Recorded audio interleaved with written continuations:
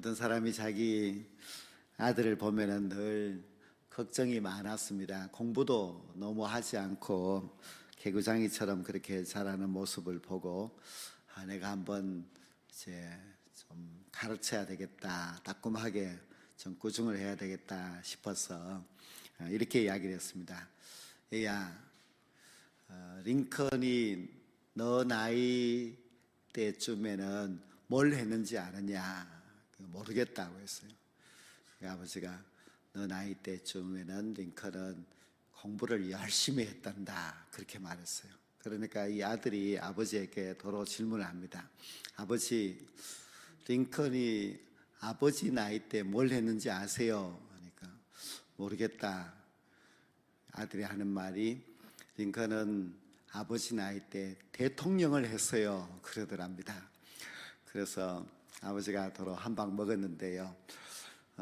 우리가 우리 자녀들을 보면은 이제 걱정스러운 부분들도 많이 있고 하지만은 그러나 그들이 앞으로 또 어떻게 될지 우리는 참 기대하는 마음을 가져야만 합니다. 사실 링컨은 학교도 1년밖에 다니지 않았습니다. 그래도 그런 아주 미국 역사에 길이 남는 훌륭한 대통령이 될 수가 있었습니다.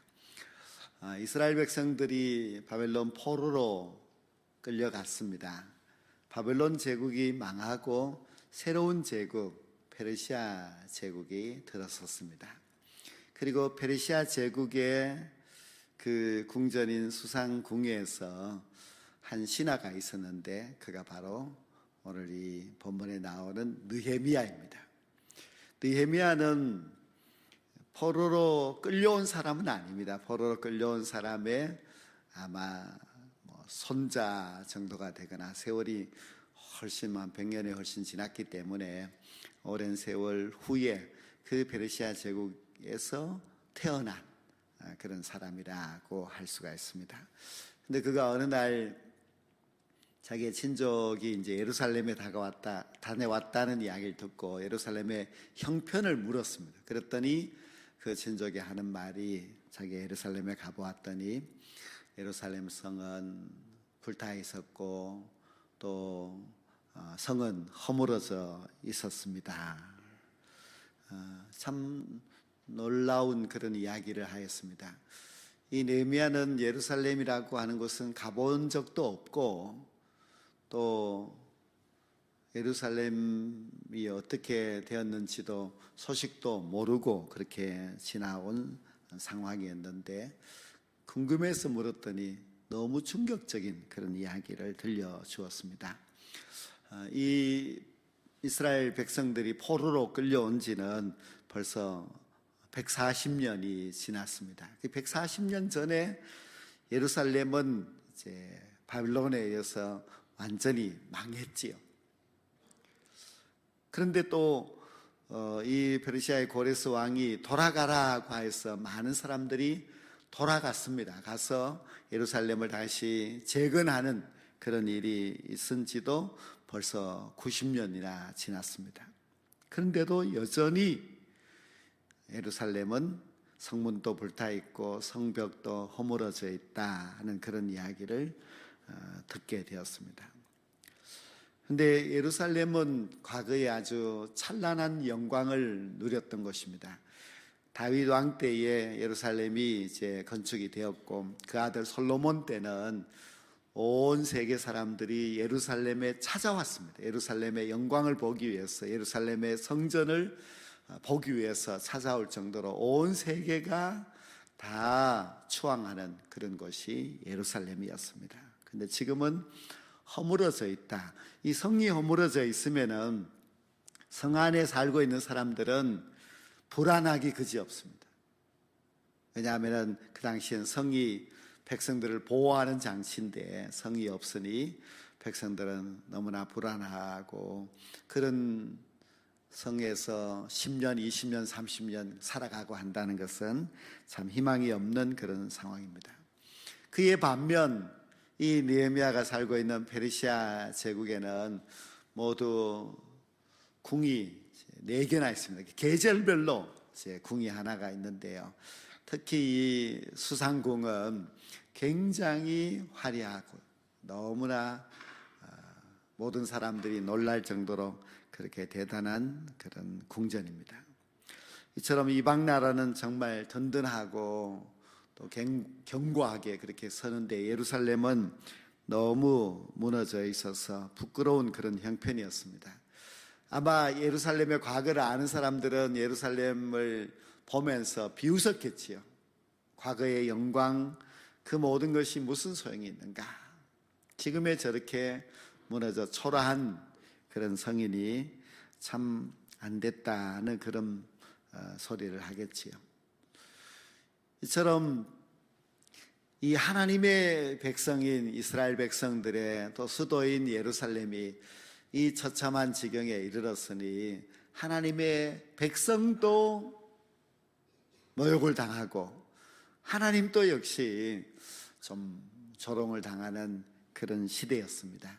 우리도 이제 새해를 맞이해서 벌써 한 열흘간 지나오고 있는데요.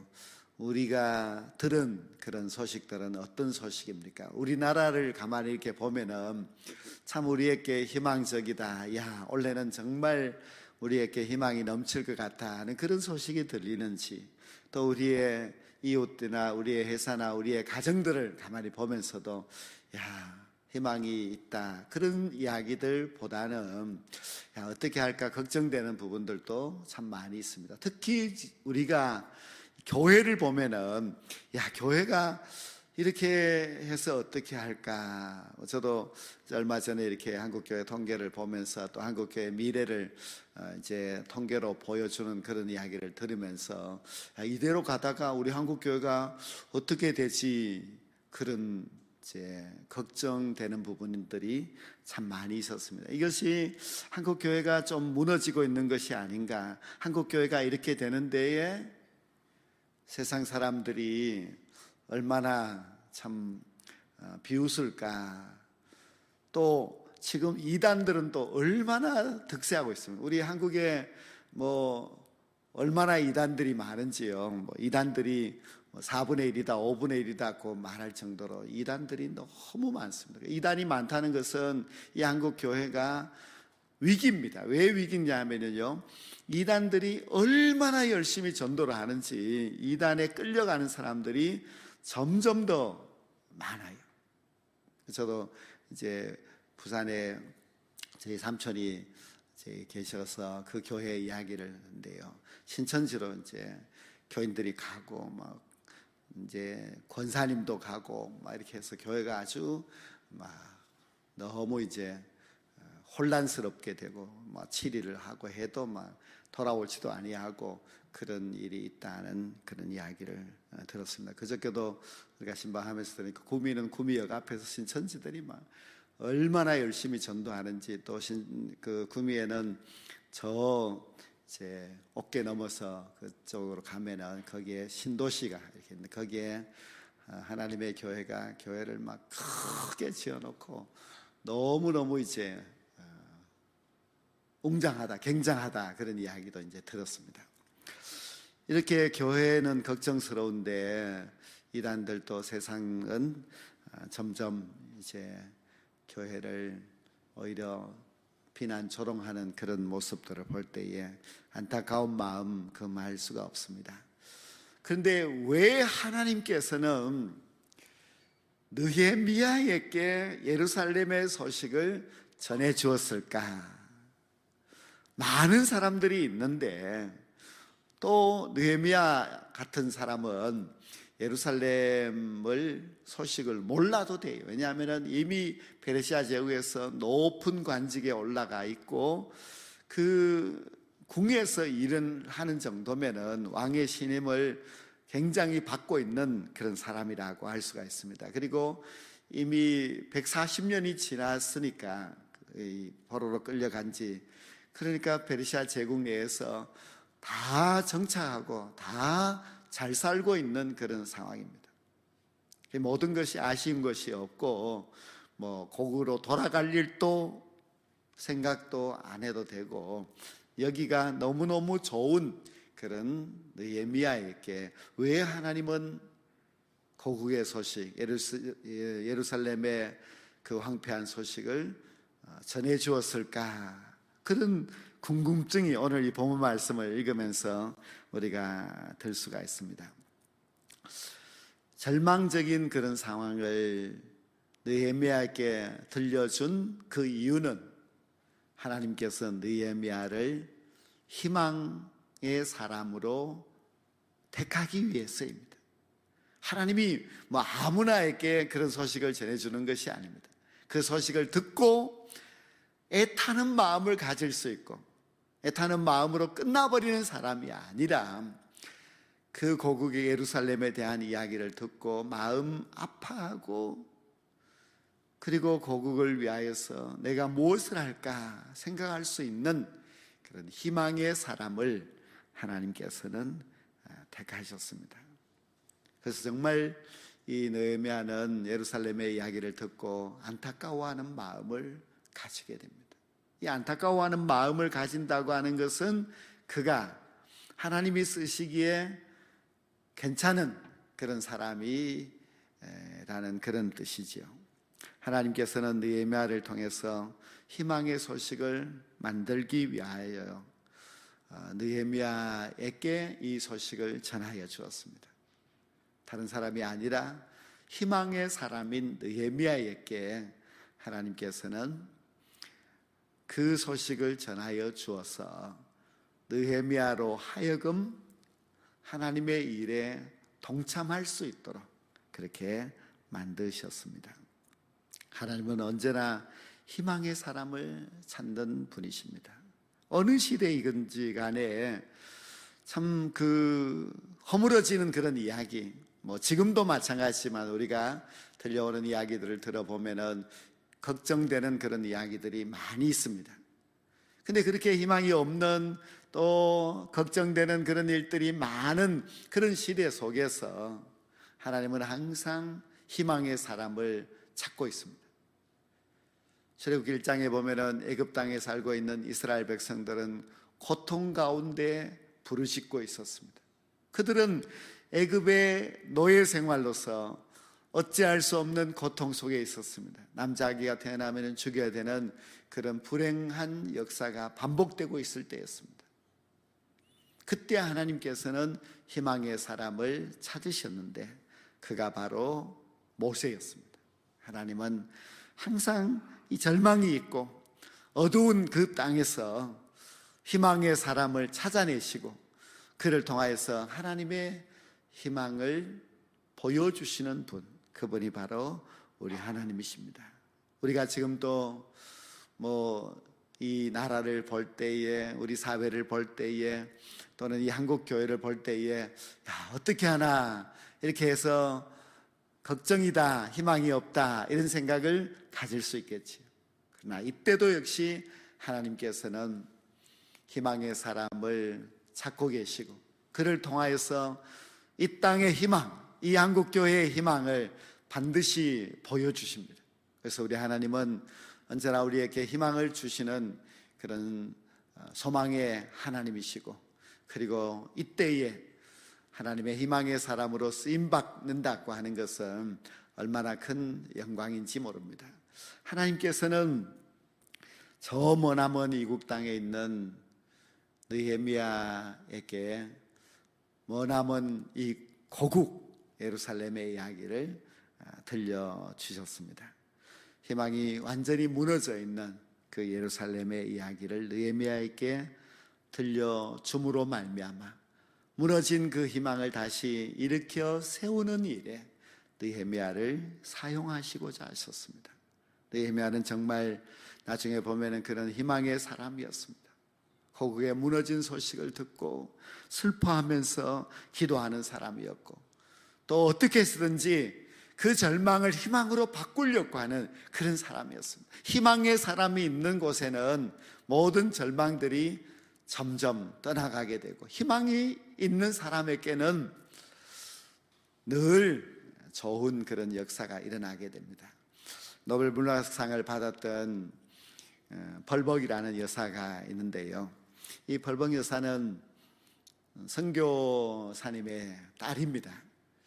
그 아버지가 선교사님이었지요. 근데 그 어머니는 아주 젊었을 때에 이제 결혼을 하여서 선교사의 아내가 되었습니다. 그리고 이들은 아주 그 당시 오지였던 중국으로 이제 선교사를 가게 되는데, 1880년대 그때 당시에 중국은 너무 처참한 환경이었습니다. 그래서 이 선교사 부부가 중국 땅에 도착해서 선교하는 가운데 굶주림과 가난, 탄압으로 너무너무 시달렸습니다. 그래서 그 선교사들이 이제 자녀를 7명을 낳았는데요, 그 7명의 자녀들 중에서 4명이 부모가 보는 앞에서 병들어 죽었습니다. 그러니 이 희망 없는 중국 땅에 와서 자녀를 4명이나 잃었으니 선교사들은 당연히 포기하거나 아니 절망하거나 그렇게 해야 하는데, 이 벌버 여사의 그 어머니 되는 선교사님은 언제나 긍정적이었어요.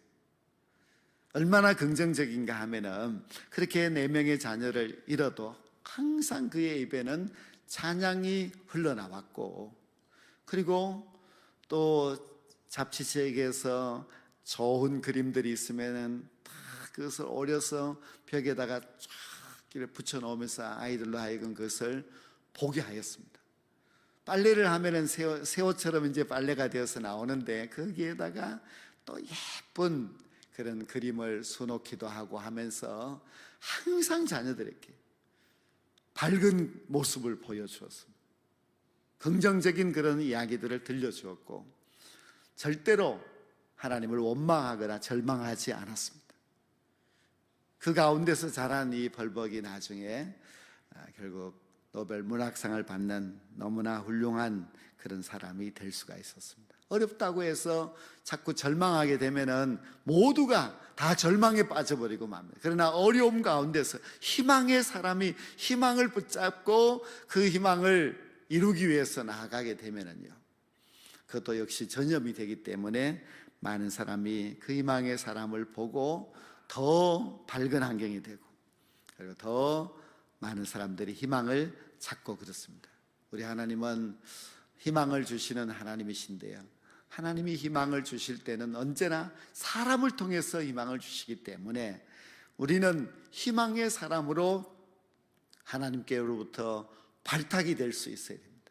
제가 지난주에 아브라함 이야기도 했습니다마는, 아브라함이 가나안 땅에 도착하였을 때에, 또 아브라함이 가나안 땅에서 살아갈 때에 모든 환경이 너무나 힘들었습니다. 그가 75세에 가나안 땅에 도착해서 100세의 자녀를 낳을 때까지 25년 동안 자식도 없지요. 땅은 척박하지요. 주변에 모든 환경들이 그냥 빈 땅이 아니라 사람들이 살고 있는 가나안 땅이었기 때문에 항상 위험이 있었습니다. 특히 아브라함이 갔던 그 헤브론은 너무나 열악한 그런 환경이었지요. 그러나 아브라함은 그런 환경 속에서도, 자녀가 없어서 실망할 수 있는 그런 상황 속에서도 그는 믿음을 버리지 않습니다. 아브라함은 항상 하나님 앞에서 희망을 가지고 살았고, 결국은 하나님께서 약속하신 그 모든 것을 아브라함에게 주셨습니다. 아들도 주시고, 또 그 후손 또 하늘의 별과 같이 많게 해주시고, 그 약속의 땅도 축복으로 주셨고, 믿음의 조상이 되게 하시고, 복의 근원이 되게 하시고, 모든 것을 주셨습니다. 희망을 버리지 않고 살았기 때문에 하나님은 아브라함에게 놀라운 그런 축복을 허락하여 주셨습니다. 한 10년 전에 우리나라에 왔던 닉 부이치치라고 하는 사람이 있습니다. 근데 닉 부이치치는 태어날 때에 너무나 심한 장애아로 태어났습니다. 그는 머리와 몸통밖에 없습니다. 그 손, 팔과 다리가 없습니다. 그런 아주 기형적인 아이로 이 세상에 태어났습니다. 근데 그 부모들은 이 닉 부이치치를 보면서 절망하지 않았습니다. 정말 대단한 것은 정상적인 학교에 보내서 정상적인 공부를 하게 하였습니다. 그에게 있는 것이라고는 이제 이 몸통 아래에 마치 오리발처럼 생긴 조그마한 곳이 하나 이제 몸에 달려 있는데요. 근데 그것으로 컴퓨터도 하고 악기도 연주하고 그것으로 수영도 하고 그렇게 하는 겁니다.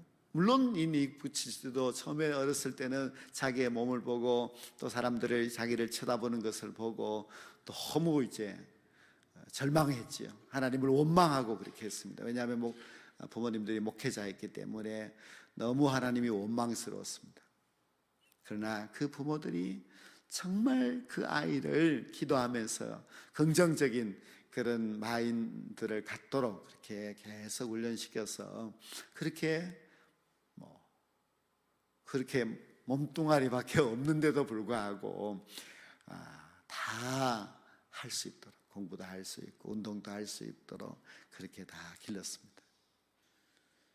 그래 닉 부이치치가 하는 말이 하나님은 왜 나에게 이런 몸을 주셨을까?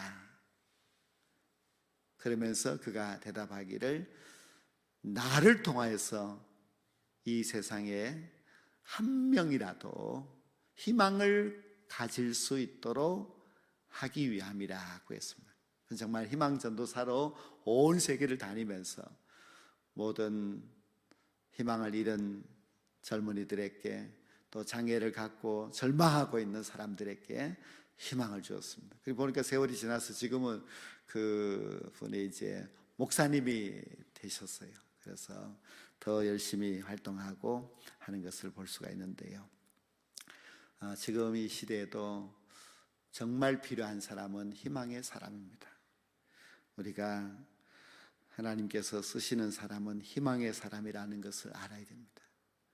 하나님께서 그 머나먼 땅 수많은 흩어진 유대인들 가운데서 느헤미야를 찾은 것도 그는 희망의 사람이라는 것을 하나님이 아셨기 때문입니다. 희망의 사람 한 명만 딱 잡으면 그를 통하여서 조국도 세울 수 있고 또 민족도 살릴 수 있고 하나님의 큰 역사도 할 수가 있습니다. 제가 우리 한국교회 참 걱정이라 하는 말씀을 드렸는데요.